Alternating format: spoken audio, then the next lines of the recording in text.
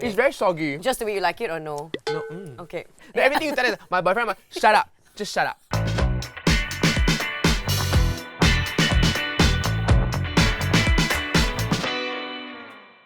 Welcome to another episode of Men Explain, where we explore and really deep dive the differences between the way men and women think. And today, I'm reuniting with someone that I've had a very different video experience with previously, but I cannot wait to hear his point of view addressing the topic of, is it important to have a life outside of your relationship? Please welcome Cayydences! Hello! I say that this is a very different experience. Yes. Because the first time that we actually did a video together. It was a skit. It was a skit. Yes. So we were animated versions of ourselves, and that is number 50 candy that you're eating right now. Yes. Yeah. Thank you for helping us clear stock, by the way. It's very soggy. Just the way you like it or no? No. Okay. Oh, okay, we're getting into it. I was talking about the sweet. I don't know what you're talking about. Oh. Now today, we really want to deep dive into having a life outside of relationships. Yes. And I just need to ask, are you in a relationship right now? Yes, I am. I believe that a relationship is important in keeping you grounded. As much as I'm like a public person and I put a lot of stuff online, right? Yeah. I'm quite private with my relationship. Ooh. Because I believe in evil eye. That was what I was talking to my girlfriends about when I announced my engagement 2 weeks ago. I saw it, yeah. Thank you, yeah. And you know, the thing is, I'm not such a person that's like, oh, I'm in my engagement era, talk about me. I wasn't. I just announced it as a personal sharing. For most part, most of them are happy. Sometimes you just don't get the reaction that you expect from certain people. Like people that you know or people that you know. Wait, what do you mean? Yeah, so sometimes you think, oh, generally everyone will be generally happy for you. Correct. Some people kind of surprise me in a not so nice way. I have a lot of instances of evil eye, not just about my relationship, but about my career, my personal life. Yeah. There was this one time I posted a selfie of that, right? Yeah. Everyone was commenting oh my god, skin is so clear. The next day I have this three pimples. And that's why I have 3 layers of NARS concealer right now because of that. What then do you determine as having a life outside of your relationship, and do you have that balance right now? When I first started my relationship, I honestly didn't have that balance. I mean, who has that balance? Everyone that is in a relationship, they will always be happy, locked in from day one. And you're like, oh my god, I'm gonna do this, I'm gonna do that. I don't want to be that bitch that goes around and every time my friends ask me what I'm doing, I'm like, my boyfriend and oh, why are you doing this? We are going. My boyfriend, my boyfriend. Everything you tell is my boyfriend. Shut up. Just shut up. Your boyfriend is just one part of your life, so is mine, so is yours. Yeah. We have other stuff to talk about. True. You know what I mean? So I feel like I keep the individuality by not removing my hobbies and passions. So I still have my me time, I still go dance because dance is my interest, and I feel that a relationship should value add into your life. In order for your partner to be compatible with you, I feel that compatibility is also about how they fit into your lifestyle. So it doesn't mean that they have to do the same things as you do, but are they willing to compromise, or are you willing to compromise such that both of your lifestyles can complement each other? I'm a very healthy person, right? Yeah. So I need a partner that is willing to work out with me because I work out a lot. So we can work out together or we can keep each other in track for our diets. Yeah. I'm very different Yeah. in terms of going into a relationship because I don't deal with putting up with things that I'm not happy about. From day one, I would just voice out I don't like this, I don't like that. And at the start, it was fucking rocky. We fought a lot because I don't do honeymoon stages. Oh, you just go right in. I believe that the honeymoon stage can only come after you sort through the issues. That's actually really mature way of thinking. Because if let's say now I have an issue with something that you're doing, I know you'll be a problem in the long term. I cannot put it aside and be let's just enjoy this now. But then what in the future? How? Yeah. That's what people don't know, They only see the final product. Yeah. They only see the wedding ring. They only see a couple that has lasted The 20 success years. stories. Correct. Yeah. But they don't see how many times they have sat down to talk. They don't see how many times the long chunks of text on Telegram. The 60 missed calls on the... Okay, at most I will do like 7.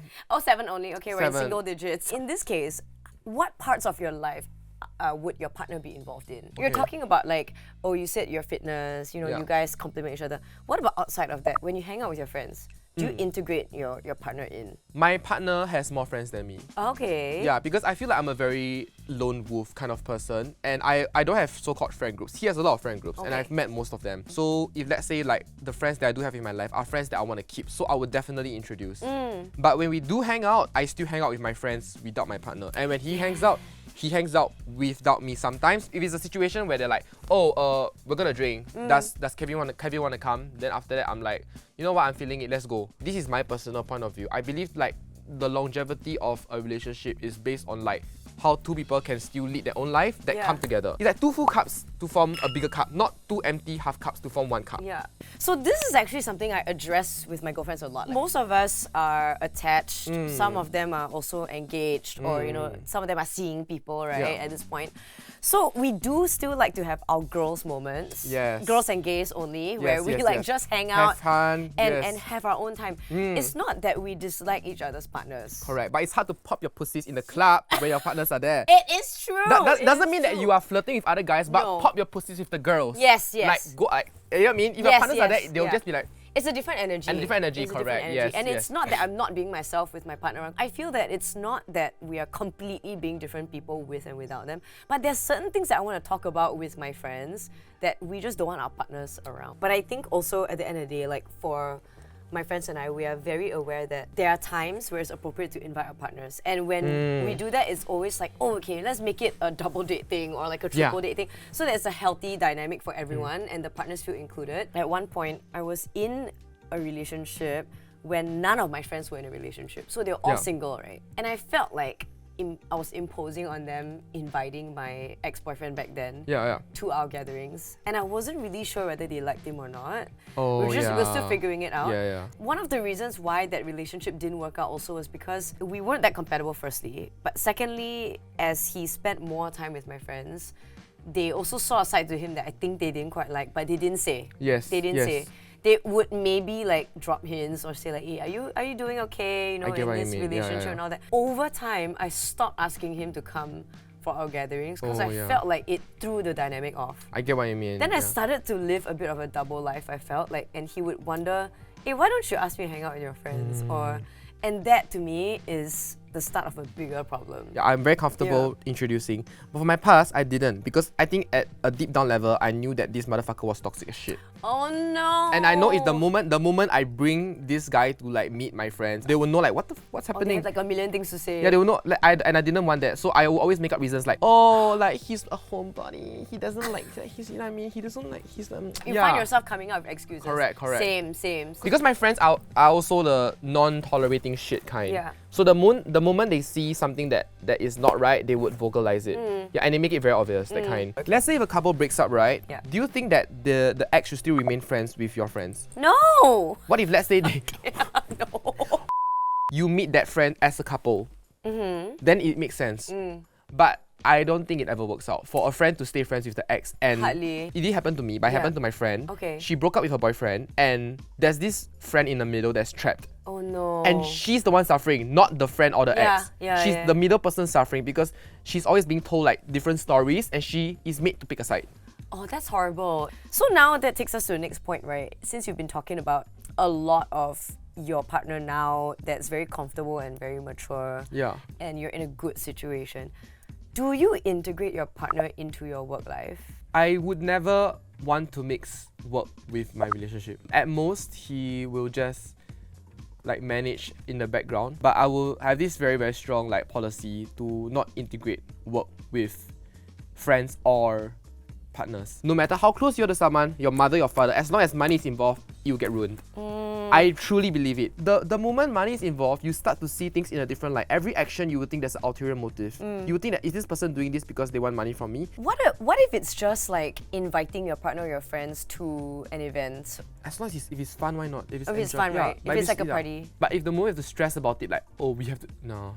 So at which point do you feel like you will be 100% open and sharing about your relationship? Never. Never. Never. Never ever. No. Because a relationship, I believe, is meant to be the sanctity between two people. You have to protect the sanctity of a relationship. Yeah. It's like there's some things in life that need to be private. Because the truth is, a relationship, there will be ups and downs. You would definitely have disputes, have arguments, and there might be some downtime where maybe we don't want to talk to each other. If I'm putting my entire relationship online and we don't talk for, let's say, 2 to 3 days because we are processing our thoughts, right? How can I process my thoughts if everyone in my comment section is asking, where is your partner? Where is your partner? True. You know what I mean? Here's a little bit of a different view on it. Quite a lot of people ask me actually, and even random strangers who like just DM me and ask, How do you keep your partner reassured, and does your partner get insecure because No, you I'm get the to meet insecure like one. so?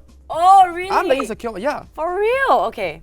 If anyone has seen my partner, he's very good looking. Okay. So obviously, I would also get insecure because okay. he's also good looking. You know what I mean? When you enter a relationship, it's basically you saying, I want to choose you every single day. If let's say temptations come along, everything, it's my responsibility to shut it down. It's my responsibility to not lead someone on. And because I've made that commitment, I trust that my partner will do the same thing. I love that. You know what I mean? Because my theory is, if someone's gonna cheat on you or be unfaithful to you, you can track their location, you can check them 24/7. They will still find a way. Oh.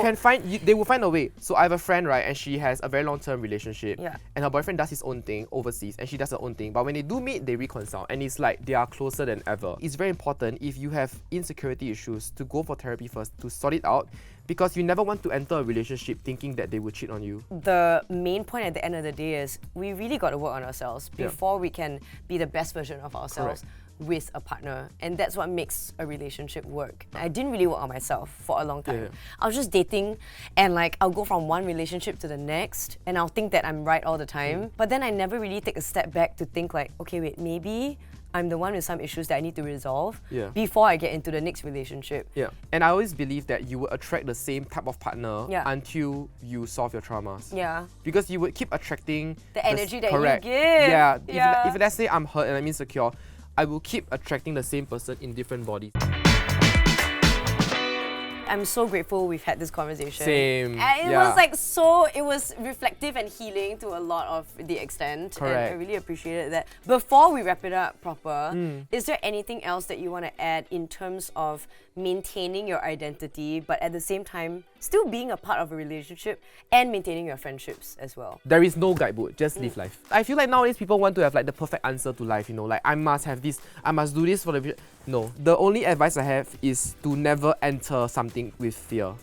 So if you're gonna enter a relationship thinking that you lose your individuality, you will, because you already have that preconceived notion. And if anything happens, deal with it, knowing that you have the confidence in yourself to deal with it. And always have an open mind as well, Yeah. I feel, at the end of the day. Correct. Thank you so much for sharing you. that. And you know, like, it was a really refreshing little session. So Yeah. please, you're always welcome to come back and chat and hang out, And or eat the just eat sweets. all our Yeah. candy. I was gonna say will. that.